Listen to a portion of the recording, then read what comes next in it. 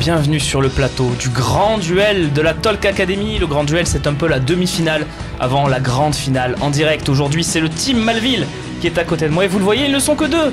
C'est les deux derniers rescapés de René, ceux qui ont passé avec succès les deux premières étapes de cette Talk Academy, et Dieu qu'elles furent difficiles ces étapes. Jonathan, tiens, bonsoir, bonjour. Jonathan, tu as 30 ans, tu es restaurateur à Marseille. C'est ça. Et tu as donc passé ces étapes. Une petite anecdote, c'est que toi, tu avais déjà fait la première saison et que ça s'était moins bien passé. Là, j'imagine que tu es ravi. René, la première sélection, il m'a mis le carton rouge.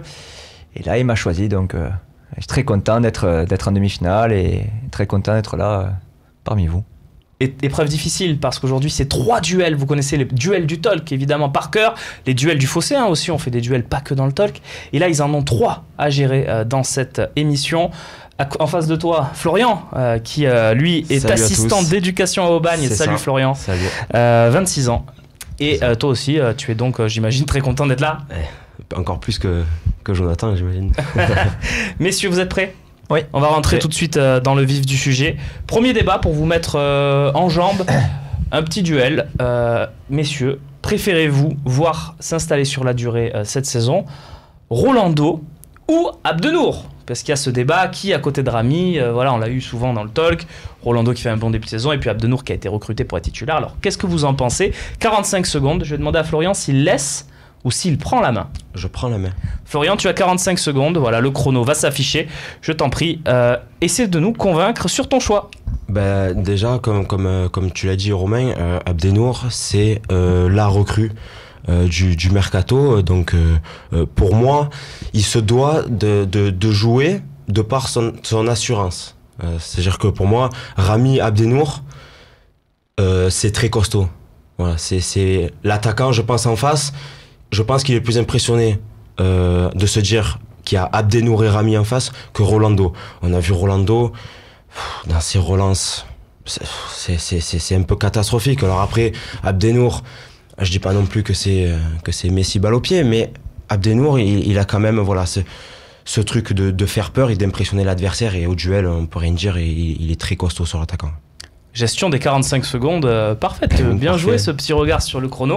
Ne l'oublie pas non plus, le chronomètre, Jonathan. À toi de répondre. Qu'est-ce que tu as à répondre à Florian?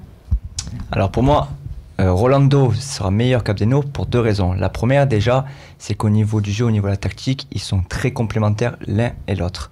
Quand tu prends le cas Abdenour avec Rami, c'est 2 bourrins ensemble. Au niveau relance, c'est pareil, c'est 2 pataquès aussi. Tu me parles de Rolando au niveau de la relance, mais Abdenour au niveau relance, c'est pareil. Pour moi, ça vaut rien du tout.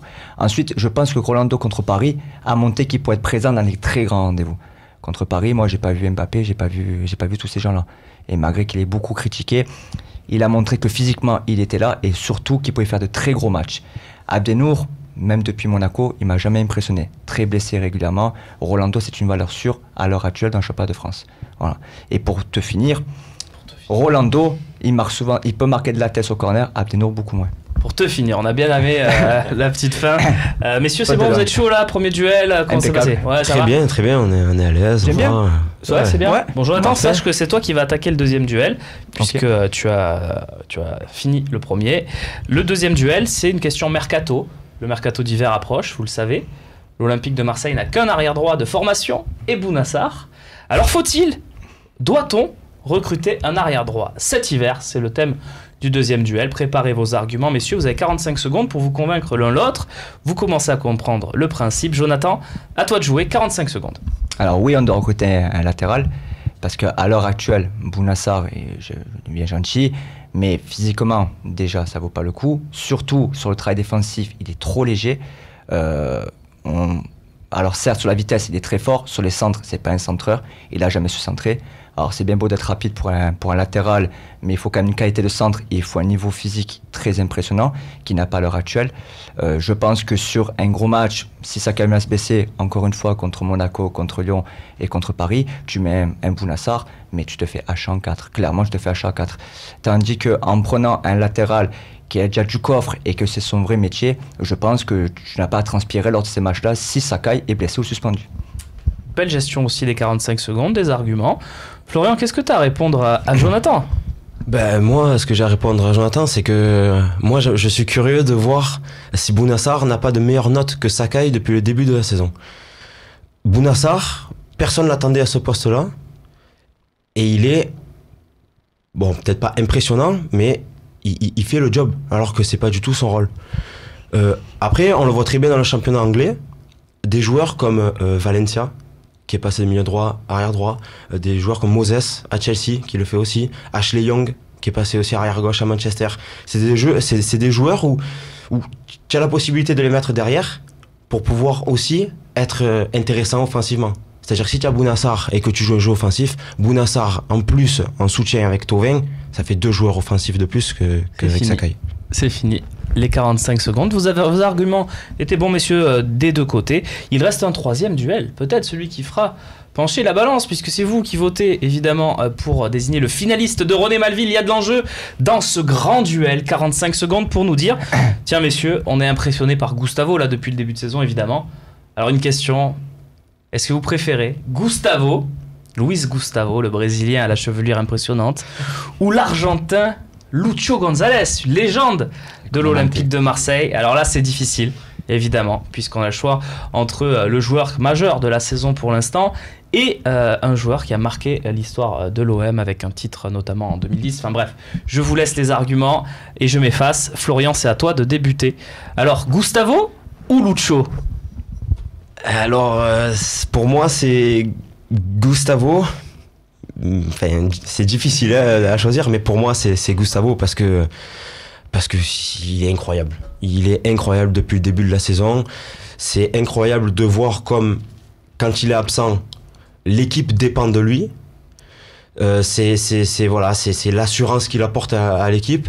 C'est la progression qu'il apporte à Zambo à côté de lui. C'est un tout pour moi qui fait que même si Lucho, ça a été l'idole pour les Marseillais, même en une saison, Gustavo, c'est ce qu'on aime à Marseille. C'est ce qu'on aime, la grinta et ce jeu assez dur sur l'adversaire. Merci Florian. À toi, Jonathan, de nous expliquer, j'ai cru comprendre, pourquoi Lucho, c'est plus fort que Gustavo. C'est plus fort déjà, il est moins pénalisant pour l'équipe. Un Gustavo prend beaucoup de cartons et un match sur 4, tu l'as pas. Un Lucho, c'est la classe. C'est une qualité de passe exceptionnelle. Lucho, sur l'année où tu es champion, combien de caviar il délivre, combien de buts il marque contre Rennes. Le but qu'il marque où tu es forcément dans le match et pas non plus dominant, il te libère l'équipe. Combien de fois dans les matchs de la naissance du titre, il t'apporte ce velours dans le jeu, il t'apporte cette grinta aussi parce que c'est un Argentin et surtout il avait vraiment cette âme de capitaine aussi. C'est pas pour rien, ça s'appelle El Comandante. Alors Gustavo, j'aime beaucoup, mais Gustavo est très pénalisant. Il n'a jamais été comme ça, Lucho, et Lucho, ça restera l'idole pour moi que j'ai eu dans ces 10 dernières années et de loin. Messieurs, vos arguments étaient très différents. Chacun ses goûts.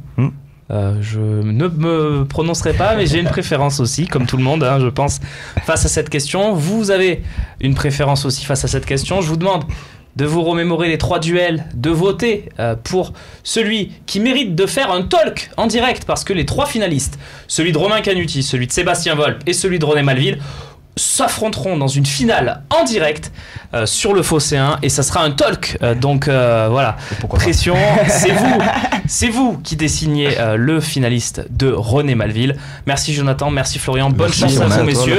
J'en retrouverai donc un pour une émission en direct et peut-être encore plus, puisque vous le savez, celui qui gagne la Talk Academy devient une sorte de récurrent sur le talk du Phocéen. Merci de nous avoir suivis, à très vite pour un prochain numéro de la Talk Academy. Salut.